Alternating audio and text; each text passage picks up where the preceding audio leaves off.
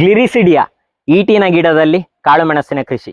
ವಿನೂತನವಾಗಿ ಅವರು PVC ಪೈಪಿನಲ್ಲಿ ಕಾಳುಮೆಣಸಿನ ಕೃಷಿ ಮಾಡಿದ್ದಾರೆ. ಅದಕ್ಕೆ ಇದನ್ನು ಸುತ್ತಿ ಬಿಟ್ರೆ ಎರಡು ಲಾಭ ಆಗ್ತದೆ. ಒಂದು, ಅದನ್ನು ಸೂರ್ಯನ ಬೆಳಕನ್ನು ತಡ್ಕೊಳ್ತದೆ, ಮತ್ತೆ ಇದು ಹತ್ಲಿಕ್ಕೂ ಸುಲಭ ಆಗ್ತದೆ.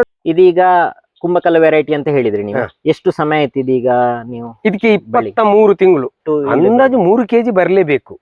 ಬರ್ತದೆ ಅಂತ ನನಗೆ ನಿರೀಕ್ಷೆ ಉಂಟು. ನೀವು ಕೆಲವು ಬಳ್ಳಿಯನ್ನೆಲ್ಲ ನೋಡಿ ಗೊತ್ತಾಗ್ತದೆ. ಆಗಸ್ಟ್ ತಿಂಗಳಲ್ಲಿ ಇದನ್ನು ನೆಟ್ಟು ಫಸ್ಟಿಗೆ ನೆಟ್ಟದ್ದು 15 ದಿವಸದಲ್ಲಿ ನಾನು ಇದನ್ನು ಇಟ್ಟಿದ್ದೇನೆ. ಅಂದ್ರೆ ಕಂಬ ತೋರಾಯ್ತು, ಗೂಟ ತೋರಾಯ್ತು, ಚೆನ್ನಾಗಿ ಬಂದಿದೆ. ಬೆಳೆಯುವಂತ ಸಮಯ ಜಾಸ್ತಿ, ಒಂದು 4 ವರ್ಷ 5 ವರ್ಷ ಆದ ಮೇಲೆ ಇದರಲ್ಲಿ ಚಿಗುರು ಬರುವುದಿಲ್ಲ. ಯಾವುದು ಬ್ರಾಂಚಸ್ ಅನ್ನು ನಾವು ಕಡಿತೇವೆ ಅದರ ಬುಡದ ಅಲ್ಲಿ ಬಿಸಿಲು ಚೆನ್ನಾಗಿ ಬಿದ್ರೆ ಮಾತ್ರ ಬರ್ತದೆ, ಇಲ್ಲದ್ರೆ ಇದರ ಒಳಗಿದ್ದದಲ್ಲಿ ಬರುವುದಿಲ್ಲ. ನಮಸ್ತೆ, ನಾನಿವತ್ತು ಸುಳ್ಯ ತಾಲೂಕಿನ ಐವರ್ನಾಡು ಗ್ರಾಮದ ಶ್ರೀ ಕರುಣಾಕರ ಆಕ್ರಿಕಟ್ಟೆ ಹೇಳುವ ಕೃಷಿಕರ ಬಳಿ ಇದ್ದೇನೆ. ತುಂಬಾ ಚೆನ್ನಾಗಿ ಕಾಳುಮೆಣಸಿನ ಕೃಷಿ ಮಾಡಿದ್ದಾರೆ. ಅಡಿಕೆ ತೋಟದ ಮಧ್ಯದಲ್ಲಿ ಕೂಡ ಗ್ಲಿರಿಸಿಡಿಯಾದಲ್ಲಿ ಕಾಳುಮೆಣಸಿನ ಕೃಷಿ ಇದೆ. ಇದು ಅವರ ಮನೆಗೆ ಹೋಗುವ ದಾರಿ. ಇಲ್ಲಿ ಕೂಡ ದಾರಿಯ ಬದಿಯಲ್ಲಿ ತುಂಬಾ ಚೆನ್ನಾಗಿ ಬೆಳೆದು ಬಂದಿದೆ. ಇದೀಗ ನೀವು ನೋಡ್ಬೋದು ಗ್ಲಿರಿಸಿಡಿಯಾದಲ್ಲಿ. ಸರ್ ನಮಸ್ತೆ. ನಮಸ್ತೆ. ಈ ಗ್ಲಿರಿಸಿಡಿಯಾದಲ್ಲಿ ನೀವು ಎಷ್ಟು ಕಾಳುಮೆಣಸಿನ ಬಳ್ಳಿಗಳನ್ನು ನೆಟ್ಟಿದ್ದೀರಿ? ಇದರಲ್ಲಿ ಕುಂಭಕಲ್ಲು ವೆರೈಟಿ ಈ ಲೈನ್ ಅಲ್ಲಿ ಒಂದು 24 ಬುಡ ಉಂಟು. ಮತ್ತೆ ಮೇಲೆ ಗುಡ್ಡದಲ್ಲಿ ಇದೆ ಇದು ಪಣಿಯೂರು ಒಂದು. ಸುಮಾರು ಸಮಯದಿಂದ ಒಂದು 150 ಬುಡಕ್ಕಿಂತ ಮೇಲೆ ಈಗ ಉಂಟು. ಹಾಕಿದ ಹೊಸ ಗಿಡಗಳು ಸಾಧಾರಣ ಒಂದು 400 ಮೇಲೆ ಹೊಸ ಗ್ಲಿರಿಸಿಡಿಯಾ ಗಿಡ ಉಂಟು. ಅದಕ್ಕೆ ಮೆಣಸಿನ ಬಳ್ಳಿ ಹಾಕ್ಬೇಕಷ್ಟೇ. ಸರಿ, ಇದೀಗ ಯಾವ ತಳಿಯ ಕಾಳುಮೆಣಸು ಬೆಳೆದಿದ್ದೀರಿ ನೀವು? ಇದು ಕುಂಭಕಲ್ಲು ತಳಿ ಅಂತ ಹೇಳಿ, ಸರಿ, ಕೇರಳದ ಒಂದು ತಳಿ ಇದು. ಇದರಲ್ಲಿ ನೀವು ಸ್ಪೆಷಲ್ ಅಂತ ಹೇಳಿ PVC ಪೈಪಿನಲ್ಲಿ ಮಾಡಿದ್ದೀರಿ. ಯಾವ ಕಾರಣಕ್ಕೋಸ್ಕರ ನೀವು PVC ಪೈಪಿಗೆ ಹೋದ್ರಿ? ಅಂದ್ರೆ ಈ ಜಾಗದಲ್ಲಿ ಒಂದು 10 ಫೀಟ್ 12 ಫೀಟ್ ಹೈಟ್ ಅಲ್ಲಿ ಒಂದು ವ್ಯವಸ್ಥಿತವಾಗಿ ಮಾಡುವಂತಿತ್ತು. ಹಾಗೆ ಯೂಟ್ಯೂಬ್ ಅಲ್ಲೆಲ್ಲ ನೋಡುವಾಗ PVC ಪೈಪಲ್ಲಿ ಬಹಳ ಚೆನ್ನಾಗಿ ಬರ್ತದೆ ಅಂತ ಹೇಳಿದ್ರು. ನಾವು ಒಂದು ಪ್ರಯೋಗ ಮಾಡುವ ಅಂತೇಳಿ ಇದನ್ನು ಮಾಡಿದ್ದು. ಇದೀಗ ಇದರ ನಿರ್ವಹಣೆ ಹೇಗೆ ಮಾಡುದು ಹೇಳಿದ್ರೆ, ನಾವು ಸುಮ್ಮನೆ ಗಿಡ ಗ್ಲಿರಿಸಿಡಿಯಾ ಈಟಿನ ಗಿಡವನ್ನು ನೆಟ್ಟು ಬೆಳೆಸುವುದಲ್ಲ ಈ ಕಾಳುಮೆಣಸಿನ ಬಳ್ಳಿಗಳನ್ನು. ಇದಕ್ಕೂ ಒಂದು ನಿರ್ವಹಣೆ ಅಂತ ಉಂಟಲ್ವಾ? ಅಂದ್ರೆ ನಾನೀಗ ಅಂದ್ರೆ ಬಳ್ಳಿಯನ್ನು ನೆಟ್ಟ ಮೇಲೆ ಅದರಲ್ಲಿ ಬಂದಂತ ಇದು ಬರ್ತದಲ್ಲ, ಚಿಗುರು ಬರ್ತದೆ. ಚಿಗುರನ್ನು ತೆಗಿತಾ ಇರ್ತೇವೆ.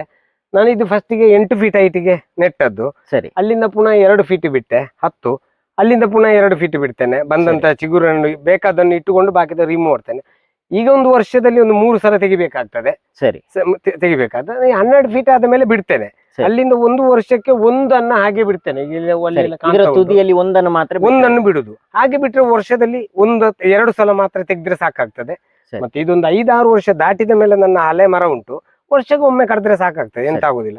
ನಾವು ಒಂದು ಯಾವ ಸಮಯ ಬೇಕು, ಮೇ ತಿಂಗಳಲ್ಲಿ ಅದೊಮ್ಮೆ ಎಲ್ಲ ಕಡ್ದು ಕೊಟ್ರೆ ಏನಾಗುದಿಲ್ಲ, ಚೆನ್ನಾಗಿ ಬರ್ತಾ ಉಂಟು ಈಗ ಅಲ್ಲಿ ಕೂಡ. ಹಾಗಿದ್ರೆ ಮಧ್ಯದಲ್ಲೆಲ್ಲ ಇದರ ಚಿಗುರು ಬರುದಿಲ್ವಾ? ಇಲ್ಲ, ಅದು ಬರುದು ಈ ಬಳ್ಳಿ ಇಲ್ಲದ ಜಾಗದಲ್ಲಿ ಮಾತ್ರ ಬರುವುದಲ್ಲದೆ, ಈ ಬಳ್ಳಿ ಸರಿಯಾದ ರೀತಿಯಲ್ಲಿ ಕವರ್ ಆದ್ರೆ ಹೆಚ್ಚಿನ ಗಿಡಗಳನ್ನು ನೋಡಿ ಅದರಲ್ಲಿ ಬರುವುದಿಲ್ಲ. ಸರಿ, ಇಲ್ಲ ಬರುವುದೇ ಇಲ್ಲ ಅಂತ ವಾದಲ್ಲ, ಅಪ್ಪಿದಪ್ಪಿ ಒಂದೊಂದು ಬರ್ತದೆ, ಅದು ಹೆಚ್ಚಿಗೆ ಬರುವುದೇ ಇಲ್ಲ. ಮತ್ತೆ ಇದು ಬೆಳೆಯುವಂತ ಸಮಯ ಜಾಸ್ತಿ, ಒಂದು 4 ವರ್ಷ 5 ವರ್ಷ ಆದ ಮೇಲೆ ಇದರಲ್ಲಿ ಚಿಗುರು ಬರುವುದಿಲ್ಲ. ಯಾವುದು ಬ್ರಾಂಚಸ್ ಅನ್ನು ನಾವು ಕಡಿತೇವೆ ಅದರ ಬುಡದ ಅಲ್ಲಿ ಬಿಸಿಲು ಚೆನ್ನಾಗಿ ಬಿದ್ರೆ ಮಾತ್ರ ಬರ್ತದೆ, ಇಲ್ಲದ್ರೆ ಇದರ ಒಳಗಿದ್ದದಲ್ಲಿ ಬರುವುದಿಲ್ಲ. ಹೇಳಿದ್ರೆ ನೀವು ಹೇಳುವ ಪ್ರಕಾರ ಮೇಲೆ ನಾವು ಒಂದು ಗೆಲ್ಲನ್ನು ಸರಿಯಾಗಿ ಬಿಟ್ರೆ ಇಲ್ಲಿ ಮಧ್ಯದಲ್ಲಿ ಇಲ್ಲ, ಮೇಂಟೆನೆನ್ಸ್ ಇಲ್ಲ. ಇಲ್ಲಿ ನೋಡುವಾಗಲೇ ನಿಮಗೆ ಎಲ್ಲಾ ಗಿಡಗಳಲ್ಲಿ ಕೂಡ ಎಡೆಯಲ್ಲಿ ಎಲ್ಲಿ ನಮಗೆ ಕಾಣಲಿಕ್ಕೆ ಸಿಗುದಿಲ್ಲ, ಮೇಲೆ ಮಾತ್ರ ಸಿಗುದು, ಎಡೆಯಲ್ಲಿ ಬರುದೇ ಇಲ್ಲ. ಅದೆಲ್ಲ ಗಿಡಗಳಲ್ಲಿ ನಾನು ನೋಡಿದ್ದೇನೆ. ಈಗ ಗ್ಲಿರಿಸಿಡಿಯಾ ನಾವು ಗೆಲ್ಲನ್ನು ತುಂಡು ಮಾಡಿ ನೆಟ್ಟರು ಕೂಡ ಅದು ಅದೇ 8 ನಮಗೆ ಅವರವರ ಅನುಕೂಲಕ್ಕೆ ತೋರದ್ದು ಸಿಕ್ಕಿದ್ರೆ ಒಳ್ಳೇದಾಗ್ತದೆ. ಇಲ್ಲಾದ್ರೆ ಒಂದು 4 ಇಂಚು 3 ಇಂಚು 4 ಇಂಚು ಇದರದ್ದು ಉಂಟಲ್ಲ, ಹೌದು, ಅಷ್ಟು ಹೈಟ್ ಇದ್ದು ಒಂದು 8 ಫೀಟ್ ಹೈಟಿಗೆ ನೆಟ್ರೆ ಒಳ್ಳೇದು. ಮತ್ತೆ ಅಲ್ಲಿಂದ 8ರಿಂದ 10, 10ರಿಂದ ಮತ್ತೆ 12. ನಮಗೆ 12 ಬೇಡ, 14 ಬೇಕು ಅಂತಂದ್ರೆ ಇದು ಕೂಡ ದಪ್ಪ ಆಗ್ತದಲ್ಲ. ಹೌದು, ಇದರ ಇದು ಅದನ್ನ ಹಿಡ್ಕೊಳ್ಳುವಂತ ಶಕ್ತಿ ಜಾಸ್ತಿ ಆದಾಗೆ ಹೈಟ್ ಬೇಕಾದ್ರೆ ಮಾಡಬಹುದು. ಇಲ್ಲದ್ರೆ ನಮಗೆ ಬೇಕಾದಷ್ಟು ಮೇಂಟೈನ್ ಮಾಡಿದ್ರೆ ಸುಲಭದಲ್ಲಿ ಕಂಬ ಆಗ್ತದೆ. ಹೌದು, ಖರ್ಚು ಕಡಿಮೆ. ಹೌದು, ನಾವು ಈ ಗ್ಲಿರಿಸಿಡಿಯಾ ನೆಟ್ ಹಾಕಿದ್ರೆ ಎಷ್ಟು ಸಮಯದ ನಂತರ ಮೆಣಸಿನ ಬಳ್ಳಿ ನೆಡ್ಲಿಕ್ಕೆ ಆಗ್ತದೆ? ಒಂದು ವರ್ಷದಲ್ಲಿ ನೆಡಬಹುದು. ಅಂದ್ರೆ ಈ ಕಂಬದ ನಾವು ತರುವಂತ ಗೂಟ ಯಾವ ಸೈಜ್ ಅಲ್ಲಿ ಇದೆ ಅಂತ ಹೇಳುವಂತದ್ದು 1.5 ಇಂಚು 2 ಇಂಚು ದಪ್ಪದಾದ್ರೆ 2 ವರ್ಷ ಬೇಕು. ಇಲ್ಲ ಅಂದ್ರೆ ಒಂದು 3 ಇಂಚಿಂದ ಮೇಲೆ ಆದ್ರೆ ನಮಗೆ ಅದೇ ವರ್ಷ ನೆಡ್ಲಿಕ್ಕೆ ಆಗ್ತದೆ. ಸರಿ, ನಾನು ಇದೆಲ್ಲ ನೆಟ್ಟ ವರ್ಷ ನೆಟ್ಟಂತದ್ದು.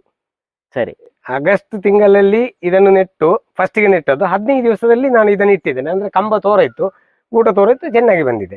ಇಲ್ಲದ್ರೆ ಸ್ವಲ್ಪ ಸಮಯ ಕಾಯುವುದು ಒಳ್ಳೇದು. ಈ ಗ್ಲಿರಿಸಿಡಿಯಾವನ್ನು ನಾವು ನಮ್ಮ ಆಡು ಭಾಷೆಯಲ್ಲಿ ಈಟಿನ ಗಿಡ ಅಂತ ಹೇಳ್ತೇವೆ. ಅದನ್ನೇ ಬುಡಕ್ಕೆ ಗೊಬ್ಬರವಾಗಿ ಅದನ್ನೇ ಕೊಡುದು. ಅದೇ ಸಾಕಾಗ್ತದೆ ಇದಕ್ಕೆ. ಅಂದ್ರೆ ನಾವು ಅದನ್ನು ಕಟ್ಟು ಮಾಡಿದ ಹಾಕಿದ್ರೆ ಎಲ್ಲ ಹೇಳ್ತಾರೆ ಅದೆಲ್ಲ NPK ಎಲ್ಲ ಅದರಲ್ಲಿ ಸಿಗ್ತದೆ, 3 ಬಗೆಯ ಗೊಬ್ಬರ ಕೂಡ ಅದರಲ್ಲಿ ಸಿಗ್ತದೆ. ಅದು ಕಾಣ್ತಾ ಉಂಟು. ಅಂದ್ರೆ ಹೆಚ್ಚಿಗೇನು ಈ ಬಳ್ಳಿಗಳಿಗೆ ನಾನು ಹೆಚ್ಚಿಗೇನು ಅದಕ್ಕೆ ಕೊಟ್ಟಾಗೆ ಯಾವುದೇ ಗೊಬ್ಬರ ಕೊಡ್ಲಿಲ್ಲ, ಅದು ಚೆನ್ನಾಗಿ ಬಂದಿದೆ. ಹೌದು, ತುಂಬಾ ಚೆನ್ನಾಗಿ ಬಂದಿದೆ. ಗಿಡಗಳು ಕೆನೋಪಿಯು ಚೆನ್ನಾಗಿದೆ, ಇಳುವರಿ ಕೂಡ ಚೆನ್ನಾಗಿದೆ. ನಾನು ಅದನ್ನೇ ಕೊಟ್ಟದ್ದು, ಎಲ್ಲ ಬುಡಕ್ಕೆ ಆಗ್ತಾ ಇದ್ದೇನೆ. ಈ ಬದಿಯಲ್ಲಿ ಎಲ್ಲ ಆಗ್ತದೆ, ಅದೇ ಅಲ್ಲಿ ಇದಾಗ್ತದೆ, ಕಾಂಪೋಸ್ಟ್ ಆಗ್ತದೆ, ಸಿಗ್ತದೆ. ಇದೀಗ ಯಾವ ಸೈಜಿನ PVC ಪೈಪ್? ಇದು 2 inch 6 kg pipe, 6 kg thickness ಇರುವಂತದ್ದು ಉಪಯೋಗ ಮಾಡಿದ್ರಿ. ಎಷ್ಟು ಎತ್ತರ? ಇದು 12 ಫೀಟ್ ಹೈಟ್ ನೆಲದಿಂದ, ನೆಲದ ಒಳಗೆ 2 ಫೀಟ್, ಒಟ್ಟಿಗೆ 14 ಫೀಟ್ ಪೈಪು, ಅದರಲ್ಲಿ 12 ಫೀಟ್ ನೆಲದಿಂದ ಉಂಟು. ನಮಗೆ ಉಪಯೋಗಕ್ಕೆ ಕಾಳುಮೆಣಸಿನ ಬಳ್ಳಿಗೆ 12 ಫೀಟ್ ಸಿಗ್ತದೆ. ನೀವು ಇದನ್ನು PVC ಪೈಪ್ ನೆಡುವಾಗ ಅದರ ಬುಡಕ್ಕೆ ಏನಾದ್ರು ಕಾಂಕ್ರೀಟ್ ಏನಾದ್ರು ಅದು ಒಂದು ಬೆಡ್ಡಿನಾಗೆ ಮಾಡಿದ್ದೇವೆ. ಒಂದು ಅರ್ಧ ಫೀಟ್ ಬರ್ಬೋದು ಅಷ್ಟೇ ಎತ್ತರಕ್ಕೆ ಕಾಂಕ್ರೀಟ್ ಬೆಡ್ ಹಾಕಿ, ಅಲ್ಲಿಗೆ ಮೇಲೆ ಎಲ್ಲ ಇದರಲ್ಲಿ ಮೇಲೆ ಒಂದು ಪ್ಲಸ್ಸಿನಾಗೆ ಕಬ್ಬಿನದು ಕೊಟ್ಟಿದ್ದೇವಲ್ಲ, ಅದೇ ರೀತಿ ಅಲ್ಲಿ ಕೊಟ್ಟು ಅದಕ್ಕೆ ಕಾಂಕ್ರೀಟ್ ಹಾಕಿದ್ದೇವೆ. ಮತ್ತೆ ಪೈಪಿನ ಒಳಗೆ ಮಾತ್ರ ಒಂದು 4 ಅಡಿ ಎತ್ತರಕ್ಕೆ ಕಾಂಕ್ರೀಟ್ ಉಂಟು. ಅದರಲ್ಲಿ ಯಾವುದೇ ಇಲ್ಲಿ ತನಕ ಕಾಂಕ್ರೀಟ್ ಉಂಟು. ಅದರಲ್ಲಿ ಯಾವುದೇ ಇದಿಲ್ಲ, ಕಬ್ಬಿನ ರಾಡ್ ಅಂತ ಬರೀ ಇದು ಮಾತ್ರ ಕಾಂಕ್ರೀಟ್ ಮಾತ್ರ. ಇದರ ಮೇಲೆ ಸಂಪೂರ್ಣವಾಗಿ ಪ್ಲೇನ್ ಇದೆ, ಏನಿಲ್ಲ. ಈಗ ಅದರಲ್ಲಿ ನೀರು ತುಂಬುತ್ತಾ ಉಂಟು ಅಷ್ಟೇ. ಸರಿ, ಇದೀಗ ನೀವು ಕಾಳುಮೆಣಸಿನ ಬಳ್ಳಿಗೆ ನಮ್ಗೆ ಕಾಣ್ತದೆ ಇದರಲ್ಲಿ ಶೇಡ್ ನೆಟ್ ನೀವು ಕಟ್ಟಿದ್ದೀರಿ. ಹೌದು. ಯಾವ ಕಾರಣಕ್ಕೋಸ್ಕರ? ಅದರಲ್ಲಿ 2 ಉದ್ದೇಶ ಉಂಟು. ಒಂದು, ನಾವು ಶೇಡ್ ನೆಟ್ ಕಟ್ಟಿದ್ರೆ ನಾವು ಹತ್ತುವಂತ ಬಳ್ಳಿಯನ್ನೇ ಆವಾಗ ಕಟ್ಟಬೇಕು ಅಂತಿಲ್ಲ, ಅದು ಹತ್ತನೇ ಹೋಗ್ತದೆ. ಸರಿ. ಮತ್ತೊಂದು ಲಾಭ ಎಂತ ಅಂತ ಹೇಳಿದ್ರೆ, ಈಗ ನಾವು ಪೈಪ್ ಹಾಕಿದ್ರೆ ಸ್ವಲ್ಪ ಸಮಯದಲ್ಲಿ ನಾವು ಗಿಡ ನೆಟ್ರೆ ಇದು ಅಲ್ಲಿಗೆ ಎತ್ತಬೇಕು ಅಂತ ಆದ್ರೆ 1-2 ವರ್ಷ ಟೈಮ್ ಬೇಕು. 2 ವರ್ಷದ ಸಮಯದಲ್ಲಿ ಆ ಪೈಪಿಗೆ ಯಾವುದೇ ಬಿಸಿಲಿನ ಇದನ್ನು ಪೆಟ್ಟನ್ನು ತಡ್ಕೊಳ್ಳುವಂತ ಡೈರೆಕ್ಟ್ ಬಿಸಿಲು ಬಿದ್ದು ಪೈಪು ಅದರ ಕ್ವಾಲಿಟಿಯನ್ನು ಕಳ್ಕೊಳ್ತದೆ. ಅವಾಗ ನಮಗೆ ಹೌದು, ಅದಕ್ಕೆ ಇದನ್ನು ಸುತ್ತಿ ಬಿಟ್ರೆ 2 ಲಾಭ ಆಗ್ತದೆ. ಒಂದು, ಅದನ್ನು ಸೂರ್ಯನ ಬೆಳಕನ್ನು ತಡ್ಕೊಳ್ತದೆ, ಮತ್ತೆ ಇದು ಹತ್ಲಿಕ್ಕೂ ಸುಲಭ ಆಗ್ತದೆ. 2 ಕೆಲಸ ಆಗ್ತದೆ ಅಂತೇಳಿ ಅದಕ್ಕೆ ಇದು ಕವರ್ ಮಾಡಿದ್ದು. ಈಗ ಕೆಲವು ಜಾಗದಲ್ಲಿ ನೋಡಿರ್ಬೋದು, ಇದೆಲ್ಲ ಪ್ಲೈನ್ ಉಂಟು, ಆದ್ರೆ ಈಗ ಅದಕ್ಕೆ ನೋಡಿ ಅದು ಸುತ್ತಿದ್ರೆ ಯಾವುದು ಇದಾಗುದಿಲ್ಲ, ಇಲ್ಲದೆ ಅದು ಒಡೆದು ಹೋಗುವ ಚಾನ್ಸ್ ಉಂಟು. ಅದೇ ನಾನು ಮತ್ತೊಂದು ವಿಧಾನ ನೋಡಿದ್ದೆ, ಕೆಲವು ಕೃಷಿಕರು ಇದನ್ನು ಕೇವಲ 4 ಅಡಿಯಷ್ಟು ಮಾತ್ರ ಸುರುವಿಗೆ ನೆಡ್ತಾರೆ, ನಂತರ ಕಪ್ಪರ್ ಮುಖಾಂತರವಾಗಿ ಇದು ಮೇಲೆ ಬಂದ ನಂತರ PVC ಪೈಪ್ ಕೊಡ್ತಾರೆ. ಅವರು ಶೇಡ್ ನೆಟ್ ಕಟ್ಟುದಿಲ್ಲ. ಆದ್ರೆ ಆ ಒಂದು ಕೆಲಸ ಇದೆ, ಇದು ಬಂದ ನಂತರ ನಾವು ಇದನ್ನು ಯಾವುದನ್ನು ಕೂಡ ಆದ್ರೆ 2 ಫೀಟಿಗೆ ಇದನ್ನು ಮಾಡಿಕೊಂಡು ಹೋಗ್ಲಿಕ್ಕೆ ಆಗುದಿಲ್ಲ. ಈಗ 12 ಫೀಟ್ ಅಂದ್ರೆ ಒಂದು 6 ಫೀಟ್ ಮಾಡಿದ್ರೆ ಮತ್ತೊಂದು 8 ಫೀಟ್. ಈ 8 ಫೀಟ್ ಹತ್ತುವಂತೂ ಆ ಸಮಯದಲ್ಲಿ ಅದು ಬರೀ ಖಾಲಿಯಾಗಿರ್ತದೆ. ಹಾಗಾದ್ರೆ ಶೇಡ್ ನೆಟ್ ಸುತ್ತಿ ಬಿಟ್ರೆ ನಮಗೆ ಅದರದ್ದು ನಮ್ಮ ಪೋಲು ಚೆನ್ನಾಗಿರ್ತದೆ ಅಂತ ಉದ್ದೇಶ ಅಷ್ಟೇ. ಇದೀಗ ಕುಂಭಕಲ್ಲ ವೆರೈಟಿ ಅಂತ ಹೇಳಿದ್ರಿ ನೀವು, ಎಷ್ಟು ಸಮಯ ಆಯ್ತು ಇದೀಗ ನೀವು? ಇದಕ್ಕೆ 23 ತಿಂಗಳು. ಕಳೆದ ವರ್ಷವೇ ನಿಮ್ಗೆ ಇಳುವರಿ ಸ್ಟಾರ್ಟ್ ಆಗಿದೆ? ಕಳೆದ ಜೂನ್ ಇಂದ ಪ್ರಾರಂಭ ಆಗಿದೆ, ಇಲ್ಲಿವರೆಗೆ ಬರ್ತಾನೆ ಉಂಟು, ಕೊಯ್ತಾ ಇದ್ದೇನೆ. ಸರಿ, ಅಂದಾಜು ಈಗ ಸರಿಯಾದ ಒಂದು ಲೆಕ್ಕಾಚಾರ ಅಲ್ಲ, ಒಂದು ಇದರಲ್ಲಿ ಈಗ ಒಳ್ಳೆ ಇಳುವರಿ ಬಂದಿದೆ, ಅಂದಾಜು ಎಷ್ಟು ಮೆಣಸು ಸಿಗ್ಬೋದು? ಈಗ ಬಂದಲ್ಲಿಗೆ ನನಗೆ ಈ 74 ಪೋಲಲ್ಲಿ ಇಲ್ಲಿ ಇರುವುದಂತ 74, ಅಲ್ಲಿ ಒಂದು ಇದು ಈಟಿನ ಗಿಡದಲ್ಲಿ ಒಂದು 26, ಹಾಗೆ 100 ಇರುವುದು. ಇದರಲ್ಲಿ ಇಲ್ಲಿವರೆಗೆ ನನಗೆ ಸಾಧಾರಣ ಒಂದು 44 kg ಏನೋ ಡ್ರೈ ಪೇಪರ್ ಆಗಿದೆ. ಸರಿ, ಈ ಒಂದು 23 ತಿಂಗಳಲ್ಲಿ ಅಂದಾಜು ಈಗ ಇನ್ನೊಂದು 2 ವರ್ಷ ಕಳೆದ ನಂತರ ಇದು ಸರಿಯಾದ ಮೆಚ್ಯೂರ್ ಬಳ್ಳಿ ಆದ್ರೆ ಅಷ್ಟಾಗುವಾಗ ಅಂದಾಜು ಒಂದು PVC ಪೈಪಿನಲ್ಲಿ ಅಂದಾಜು 3 kg ಬರಲೇಬೇಕು. ಬರ್ತದೆ ಅಂತ ನನಗೆ ನಿರೀಕ್ಷೆ ಉಂಟು. ನೀವು ಕೆಲವು ಬಳ್ಳಿಯನ್ನೆಲ್ಲ ನೋಡಿ ಗೊತ್ತಾಗ್ತದೆ. 3 kg ಬಂದೇ ಬರ್ತದೆ. 3 kg ಬರಬಹುದು ಅಂತ ನಮ್ಮ ಒಂದು ಲೆಕ್ಕಾಚಾರ. ನಾವು ಒಂದು ಮಾಡಿದಂತ ಇಷ್ಟರಲ್ಲಿ ಮಾಡಿದ್ರೆ ಇಷ್ಟು ಬರ್ತದೆ ಅಂತ ಹೇಳುವ 3 kg ಬರ್ಬಹುದು ಅಂತ. 40% ರಿಕವರಿ ಉಂಟು ಅಂತ ಈಗ ನಮ್ಮ PN ಭಟ್ರು ಅವರು ಅದರ ಬಗ್ಗೆ ಲೆಕ್ಕಾಚಾರ ಸ್ಟಡಿ ಮಾಡಿದ್ದಾರೆ. ಅವಾಗ 40% ಉಂಟು. ಒಂದು 38% ಬಂದ್ರು ನಮಗೆ 12 kg ಬರ್ಬೋದು, ಬಂದೇ ಬರ್ತದೆ. 12 kg ಬಂದ್ರೆ ಒಂದು 3.5 kg ಇಂದ ಮೇಲೆ ಆಗ್ತದೆ, ಅಷ್ಟು ಬರ್ಬಹುದು ಅಂತ ಉಂಟು, ಮತ್ತೆ ಗೊತ್ತಿಲ್ಲ. ಇದೀಗ ಕಾಳುಮೆಣಸಿನ ಬಳ್ಳಿ ಬಿಟ್ಟು PVC ಪೈಪ್ ನಿಮ್ಗೆ ಇನ್ಸ್ಟಾಲೇಷನ್ ಗೆ ಒಂದು ಕಂಬಕ್ಕೆ ಅಂದಾಜು ಎಷ್ಟು ಖರ್ಚಾಗಿರ್ಬೋದು? ಅದು ನನಗೆ ಈಗ ಅದರ ಲೆಕ್ಕ ಇಲ್ಲ. ಅಂತೂ ನಮಗೆ ಈಗ ಆವಾಗ ಪೈಪಿಗೆ ಕೂಡ ತುಂಬಾ ರೇಟ್ ಇತ್ತು, 640 ರೂಪಾಯಿ ಇತ್ತು ಆ ಟೈಮಲ್ಲಿ. ಯಾವುದೇ ಎಂತಂದು ರೇಟ್ ಜಾಸ್ತಿ ಆಗಿತ್ತು ಅವಾಗ. ಅದು ನಮಗೆ ಒಂದು ಕಂಬಕ್ಕೆ 60 ಒಂದು 600 ಒಂದು 800 ರೂಪಾಯಿ ಬಿದ್ದಿರ್ಬೋದು ನನಗೆ ಕಾಂಕ್ರೀಟ್ ಎಲ್ಲ ಎಕ್ಸಾಕ್ಟ್ ಆಗಿ ಇಷ್ಟೇ ಅಂತ ನನಗೆ ಈಗ ಅಂದಾಜು ಖರ್ಚು ಅಷ್ಟು ಬೀಳ್ತದೆ. ಹೇಳಿದ್ರೆ ನೋಡುವವರಿಗೆ ಕೃಷಿಕರಿಗೆ ಒಂದು ವ್ಯಾಲ್ಯೂಯೇಷನ್ ಹೌದು. ಮತ್ತೆ ಎಂತ ಅಂತ ಹೇಳಿದ್ರೆ ಇದರಲ್ಲಿ ಏನು ಅಂತ ಹೇಳಿದ್ರೆ ಇಬ್ಬರಿಗೆ ಕೂಡ ಇದನ್ನು ಮಾಡ್ಲಿಕ್ಕೆ ಆಗ್ತದೆ. PVC ಅಲ್ಲಿ ಮಾಡಿದ್ರೆ ಇಬ್ರು 2 ಜನ ಅದಕ್ಕೆ ಆದ್ರೆ 5 ಜನ 6 ಜನ ಬೇಕು. ನಮ್ಮ ಅವರವರ ಜಾಗದ ಯಾವ ಪರಿಸ್ಥಿತಿ ನೋಡಿಕೊಂಡು ನಮ್ಮಲ್ಲಿಗೆಲ್ಲ ಇಲ್ಲಿಗೆ ಹೊತ್ತುಕೊಂಡು ಬಂದು ಇಡುವಂತ ವ್ಯವಸ್ಥೆ ಇಲ್ಲ. ನಮ್ದು ಗುಡ್ಡ ಜಾಗ ಆದ ಕಾರಣ ತುಂಬಾ ಲೇಬರ್ ಬೇಕಾಗ್ತದೆ. ಅದಕ್ಕೆ ಬೇಕಾಗಿ ನಾನು PVC ಗೆ ಹೋದ್ದು ಮತ್ತೊಂದು ಸತ್ತಿಗೆ ಮಾಡುವ ಅಂತ. ಹಾಗೆ ಇದಕ್ಕೆ ಒಂದು ತೊಂದರೆ ಅಂತ ಹೇಳಿದ್ರೆ ನಾವು ಏಣಿಯನ್ನು ಇದಕ್ಕೆ ಎರಗಿಸಿಟ್ಟು ಕೊಯ್ಲಿಕ್ಕೆ ಕಷ್ಟ. ನಾವು ಲ್ಯಾಡರ್ ಅನ್ನು ಉಪಯೋಗ ಮಾಡಿ ಕೊಯ್ಲು ಏನಾದ್ರು ಮಾಡ್ಬೇಕಾಗ್ತದೆ.